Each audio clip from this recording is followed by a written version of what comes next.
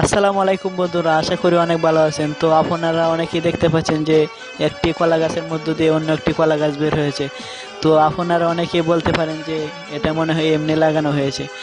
তো গায়েজ, আমি সত্যি বলছি গায়েজ, এটা এমনি লাগানো হয় নাই, এটা আল্লাহ কুদরতে বের হয়েছে এবং আল্লাহ চাইলে সবই করতে পারে। আপনারা হয়তো এই ধরনের ভিডিও দেখেছেন, তো আমার মনে হয় না যে এই কলা গাছের মতো এরকম ভিডিও আপনারা দেখেছেন।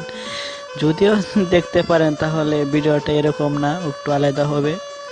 যাই হোক গাইজ, আমাদের এই ভিডিওটা যদি ভালো লাগে তাহলে লাইক কমেন্ট শেয়ার অবশ্যই করবেন আর বন্ধুদের কাছে শেয়ার করে দিবেন। তো আমি আর কথা বলবো না গাইজ, এমনিতেই সময় বেশি হয়ে যাচ্ছে।